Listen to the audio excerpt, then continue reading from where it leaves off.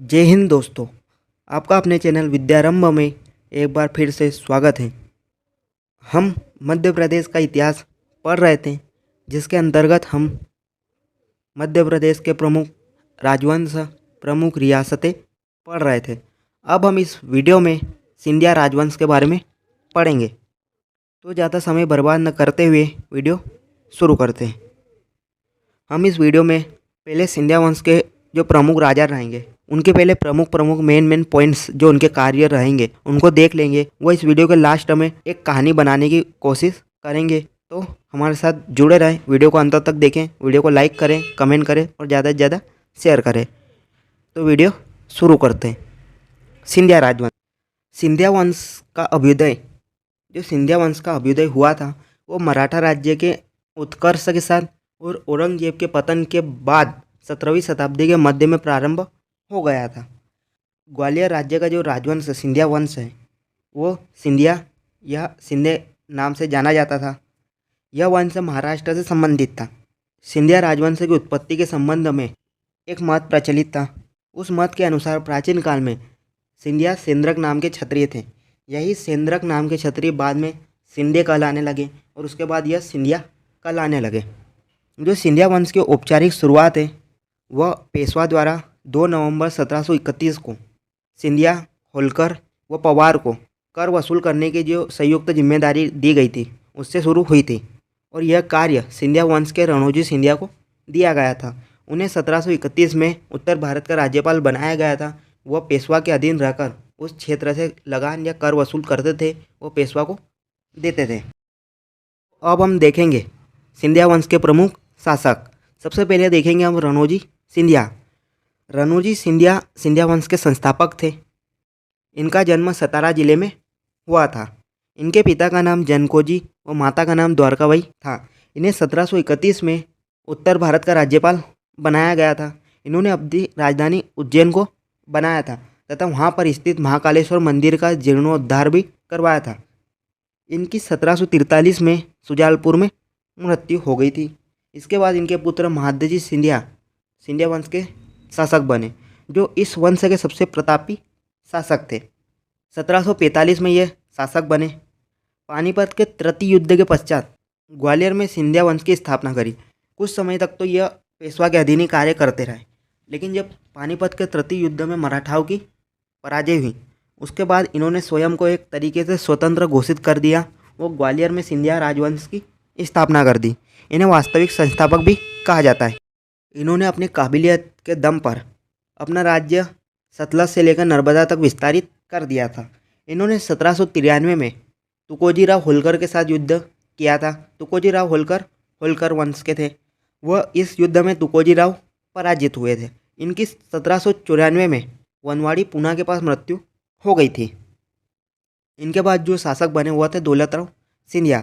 दौलत राव सिंधिया ने 1810 में अपनी राजधानी ग्वालियर को बनाया था। वह इनकी 1827 में मृत्यु हो गई थी।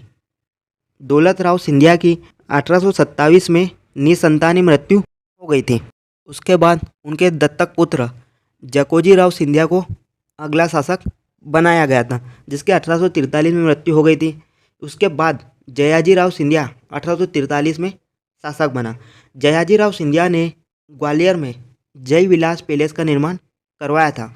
इन्होंने इस पैलेस का निर्माण इटालियन शैली में करवाया था और इस पैलेस के वास्तुकार जो थे वह थे माइकल फिलोसे।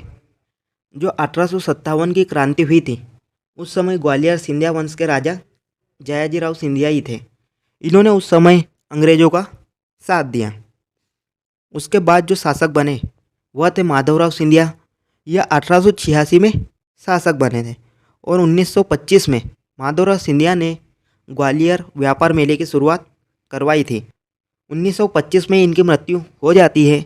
वह माधवराव सिंधिया व सांक्यराजे सिंधिया की क्षत्रिय समाधि शिवपुरी में निर्मित करी गई।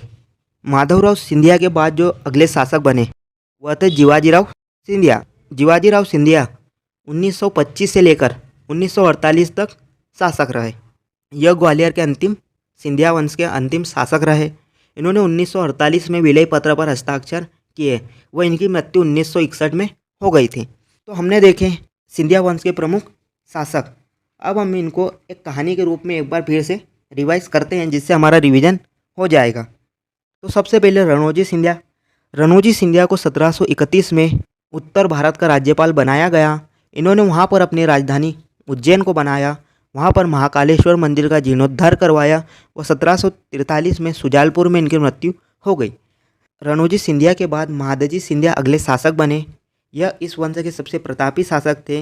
इन्होंने पानीपत के तृतीय युद्ध में भाग लिया था व उसके पश्चात ग्वालियर में सिंधिया वंश की स्थापना करी थी। इन्हें वास्तविक संस्थापक भी कहा जाता है। इनका राज्य सतलज से नर्मदा तक विस्तारित था। इन्होंने 1793 में होलकर वंश के तुकोजी राव होलकर को पराजित किया व 1794 में वनवाड़ी पूना के पास इनकी मृत्यु हो गई थी। महादजी सिंधिया के बाद दौलतराव सिंधिया अगले शासक बने। इन्होंने 1810 में उज्जैन के स्थान पर ग्वालियर को अपनी राजधानी बनाया व 1827 में इनकी मृत्यु हो गई थी। उसके बाद जकोजीराव सिंधिया अगले शासक बने। जकोजीराव सिंधिया के बाद जयाजीराव सिंधिया अगले शासक बने। जयाजीराव सिंधिया 1843 में शासक बने। इन्होंने ग्वालियर में जय विलास पैलेस का निर्माण इटालियन शैली में करवाया है, जिसके वास्तुकार माइकल फिलोसे थे। इन्होंने 1857 की क्रांति में अंग्रेजों को साथ दिया था। इसके बाद माधवराव सिंधिया 1886 में शासक बने। इन्होंने 1925 में ग्वालियर व्यापार मेले की शुरुआत करवाई थी। माधवराव सिंधिया व सांग के राजे सिंधिया की छतरियाँ शिवपुरी में निर्मित करी गई है। इसके बाद अगले शासक बने जीवाजीराव सिंधिया।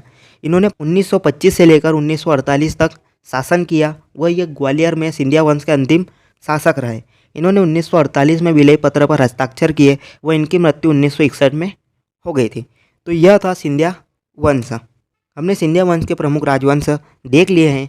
इनसे जुड़े विभिन्न प्रश्न विभिन्न प्रतियोगी परीक्षाओं में पूछे जा सकते हैं। जैसे कि सबसे पहले सिंधिया वंश की स्थापना किसने करी थी? सिंधिया वंश का वास्तविक संस्थापक कौन है? सिंधिया वंश ने ग्वालियर को अपनी राजधानी कब बनाया था? सिंधिया वंश में किस शासक ने ग्वालियर को अपनी राजधानी बनाया था? जय विलास पैलेस का निर्माण किसने करवाया था? 1857 की क्रांति के समय सिंधिया वंश का कौन शासक था? ग्वालियर व्यापार मेले की शुरुआत कब हुई थी? ग्वालियर व्यापार मेले की शुरुआत किसने करवाई थी? स्वतंत्रता के समय, भारत की स्वतंत्रता के समय सिंधिया वंश का शासक कौन था? तो यह विभिन्न प्रश्न सिंधिया वंश से पूछे जा सकते हैं। तो आपको ये वीडियो कैसी लगी ये कमेंट में ज़रूर बताएं। वीडियो को लाइक करें, चैनल को सब्सक्राइब करें, वीडियो को ज़्यादा से ज़्यादा शेयर करें। तो मिलते हैं फिर अगली वीडियो में। तब तक के लिए धन्यवाद। जय हिंद, जय भारत।